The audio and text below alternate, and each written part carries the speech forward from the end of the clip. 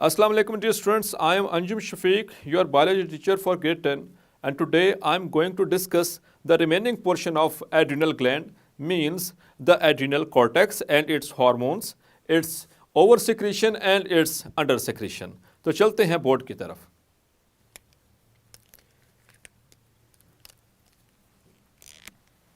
So dear students, adrenal gland.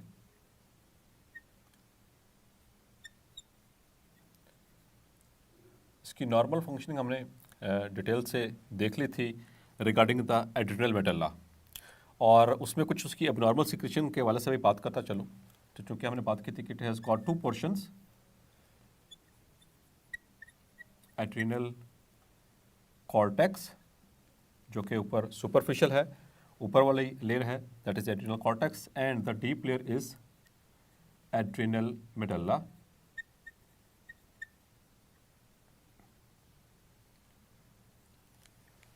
सो dear students, adrenal medulla के हवाले से हम पहले बात कर रहे थे प्रीवियस लेक्चर में. जो थोड़ी सी बात रह गई थी कंप्लीट करते हैं और उसके बाद मूव करते हैं एड्रिनल कॉर्टेक्स के ऊपर और इसकी इंपॉर्टेंस के ऊपर आते हैं.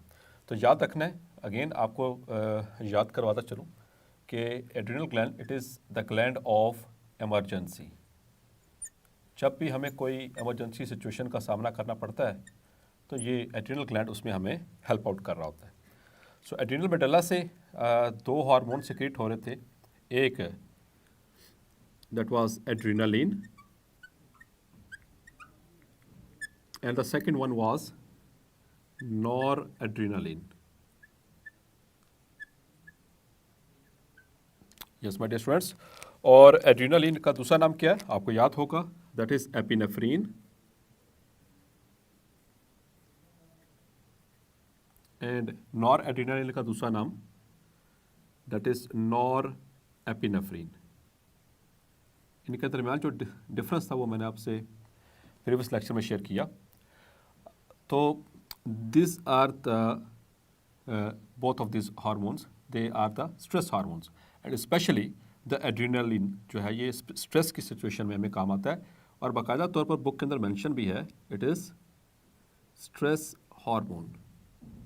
तो उसमें मैंने आपको बताया कि ये किस तरह से स्ट्रेस की सिचुएशन में हमें हेल्प आउट कर रहा होता है. लाइक ये हमारे हार्ट रेट को इंक्रीज़ करता है, रेस्पिरेटरी रेट को इंक्रीज़ करता है, स्पेशली ब्लड प्रेशर को इंक्रीज़ करता है, और ब्लड फ्लो को इंक्रीज़ करता है टुवर्ड्स द स्केलेटल मसल्स. जो स्ट्रेस की सिचुएशन में जैसे हम भाग रहे हैं या कोई और इस तरह से लड़ाई झगड़ा है तो जो मसल्स इस्तेमाल हो रहे होंगे वहाँ पर ये स्ट्रेस हार्मोन्स क्या करेंगे और ब्लड फ्लो को इंक्रीज़ करेंगे ताकि ज़्यादा से ज़्यादा ऑक्सीजन और ग्लूकोज वहाँ तक पहुँच सके और उसको एनर्जी मसल को मिल सके. और इसी तरह से जो डाइजेशन है वो वक्ती तौर पर जो है वो इनहिबिट कर दी जाएगी, ताकि क्योंकि वो अभी स्ट्रेस की सिचुएशन में डाइजेशन के प्रोसेस को कंटिन्यू करना फ़िलहाल कोई बहुत ज़रूरी नहीं है, तो उसको थोड़ी देर के लिए रोक दिया जाएगा. इसी तरह से प्यूपल्स डायलेट हो जाएंगे ताकि आप उस एमरजेंसी सिचुएशन के अंदर ज़्यादा से ज़्यादा लाइट आ सके और आपको वो उसकी सिचुएशन को समझ आ सके कि एक्चुअली सामने हो क्या रहा है. और डियर स्टूडेंट्स, अब इसकी एबनॉर्मल सिक्रेशन के वाले से बात करता चलूँ कि if this hormone is in low concentrations, यानी कि इसकी हो अंडर सेक्रेशन, और दूसरी सिचुएशन हो सकती है इसकी ओवर सेक्रेशन. तो ये दोनों ही खतरनाक हैं. सो कुछ रैट्स के ऊपर ये एक्सपेरिमेंट्स किए गए थे कि उनका जो एड्रिनल मेडल्ला है उसको रिमूव कर दिया गया. तो हमने बात की कि ये वाला जो एड्रिनल मेडल्ला है it helps in the stress conditions. तो the person will be unable to cope. It leads to inability to cope the stress situations or stress conditions like cold or fear etcetera etcetera. तो इस तरह की situation से वो निपट नहीं सकेंगे. और जहाँ तक बात है इसकी ओवर सेक्रेशन की डियर स्टूडेंट्स, तो ओवर सेक्रेशन भी इसकी डेंजरस है, क्योंकि नॉर्मली ये क्या कर रहा है ब्लड प्रेशर को राइज कर रहा है during the situation of emergency. लेकिन अगर इसके लेवल्स हाई रहें, मुसलसल सिक्रेट होता रहे, तो dear students it leads to hypertension.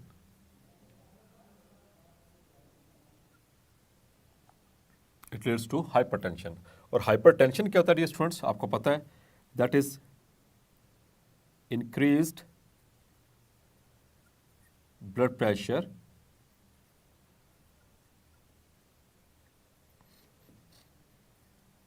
for a long time. यानी कि ऐसा नहीं है कि जस्ट फॉर आवर और जस्ट फॉर 30 मिनट्स कि आपका ब्लड प्रेशर इंक्रीज़ रहे और उसके बाद नॉर्मलाइज हो जाए तो ये हाइपरटेंशन नहीं कहलाएगी, ये तो वक्ती तौर पर है ब्लड प्रेशर का इंक्रीज हो जाना। लेकिन डियर स्टूडेंट्स, अगर ये मुसलसल हाई रहे, अगर ये मुसलसल हाई रहे, कई कई दिनों तक हाई रहे ब्लड प्रेशर, तो फिर या दिन में ज़्यादा औकात में हाई रहता हो, तो this condition is called as hypertension, जो किसकी वजह से होगी? Due to the over secretion of this hormone. और आपको पता है डियर स्टूडेंट्स कि हाइपरटेंशन जो है it leads to cardiovascular disorders. And what are cardiovascular disorders? Heart and blood vessel से रेलेवेंट जो डिसऑर्डर्स होते हैं या डिजीज़ होती हैं वो उससे जन्म ले सकती हैं। It may lead to heart attack, it may lead to congestive heart failure वगैरह वगैरह। सो आपने देखा कि एड्रिनल मेडुला किस तरह से हमें हेल्प करता है, लेकिन अगर इसकी नॉर्मल सिक्रेशन ना हो, कम सिक्रेशन हो, तो किस तरह से इसने नुकसान पहुंचाना है, हमारे अंदर वो एबिलिटी ख़त्म हो जाए कि हम किसी स्ट्रेस की सिचुएशन से गुजर सकें। और अगर ओवर सिक्रेट होगा तो it leads to abnormally high blood pressure, जो कि ख़तरनाक हो सकता है। सो डियर स्टूडेंट्स, अब आते हैं एड्रिनल कॉर्टेक्स की तरफ। सो एड्रिनल कॉर्टेक्स से क्या सिक्रेट हो रहे थे, मैंने आपको बताया था, there is a group of hormones which are called as corticosteroids.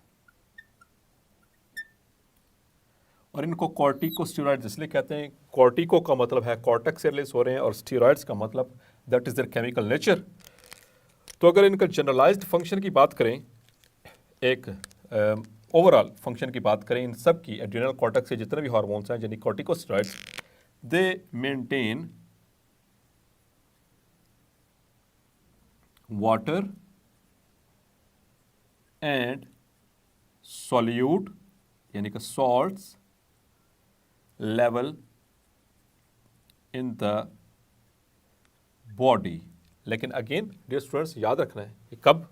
During emergency situation, उस वक्त ये इसको रेगुलेट करेंगे।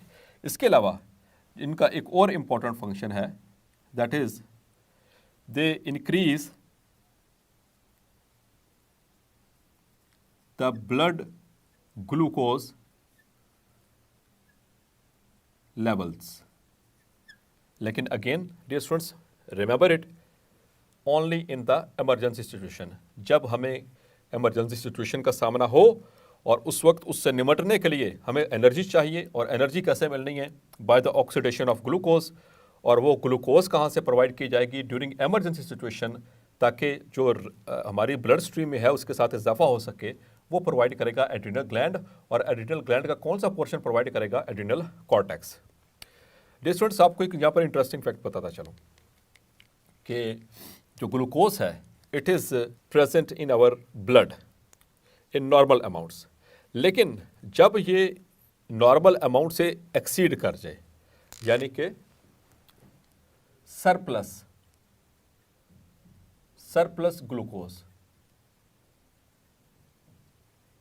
मीन्स के एक्सेस ऑफ ग्लूकोज, वो हमारी बॉडी में कहाँ पे जाती है?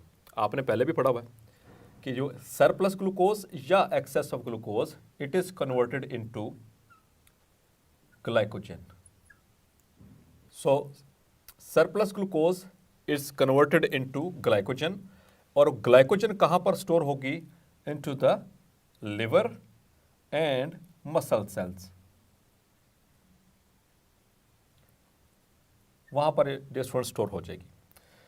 लेकिन जब ज़रूरत पड़ेगी तो तब यही ग्लाइकोजन को ब्रेक डाउन किया जाएगा, it is broken down and it is converted into glucose, and that very glucose when oxidised it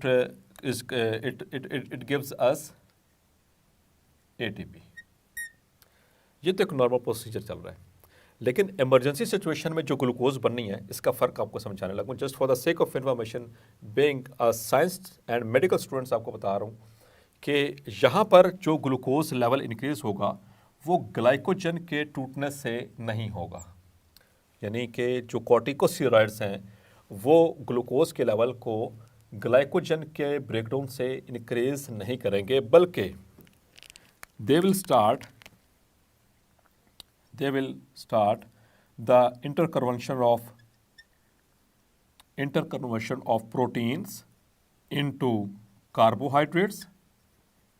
पहले उनको प्रोटीन्स को कार्बोहाइड्रेट्स के अंदर कन्वर्ट किया जाएगा, यानी कि ग्लूकोज के अंदर, और फिर उस ग्लूकोज की जो ऑक्सीडेशन होगी उससे क्या मिलेगी, एटीपी। तो यहाँ पर ये फ़र्क आपने याद रखना है। ड्यूरिंग नॉर्मल कंडीशंस, जब हम इमरजेंसी सिचुएशन में नहीं है, तो तब ग्लाइकोजन को ब्रेक कराकर और वहाँ से ग्लूकोज हासिल की जाएगी।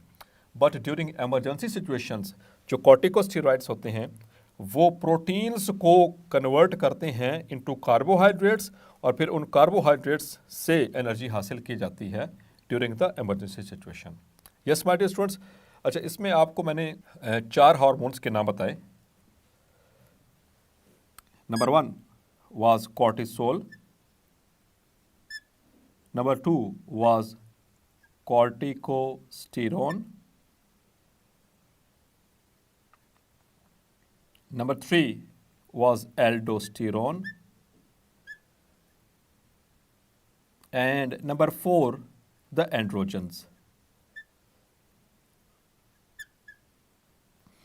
yes my dear students, तो इनको बताने का मकसद सिर्फ ये है कि इस हार्मोन को हम पहले पढ़ चुके हैं, एल्डोस्टेरॉन को। आप थोड़ा सा रिकॉल करें, इस हार्मोन को कहाँ पढ़ पढ़ा था हमने। यस माय डियर स्टूडेंट्स, आपको याद है कि जब हम पढ़ रहे थे osmo regulatory function of kidney, तो वहाँ पर हमने पढ़ा था कि जब बॉडी के अंदर वाटर की डेफिशिएंसी हो जाती है, यानी कि डिहाइड्रेशन हो जाती है, तो उस वक्त किस तरह से वो ब्लड के अंदर वाटर के लेवल को मेंटेन किया जाता है, by forming the concentrated urine. तो वाटर को सेव करना है, कंजर्व करना है, तो उसमें 2 हार्मोन्स का जिक्र किया था मैंने जो इसमें हेल्प आउट कर रहे होते हैं।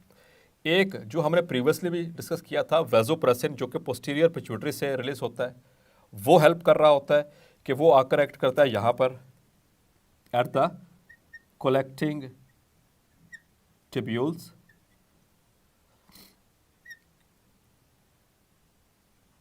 एंटी डायूरेटिक हार्मोन, या जिसको हमने वैसोप्रेसिन कहा।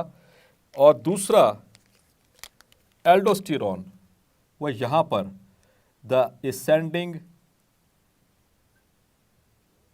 लूप ऑफ हेनले, यहाँ पर एक्ट करेगा द एल्डोस्टेरॉन। और मैंने आपको वहाँ पर यह भी बताया था कि यह खसूसी तौर पर स्पेशली जो एल्डोस्टेरॉन है, it causes the active Uptake of sodium ions.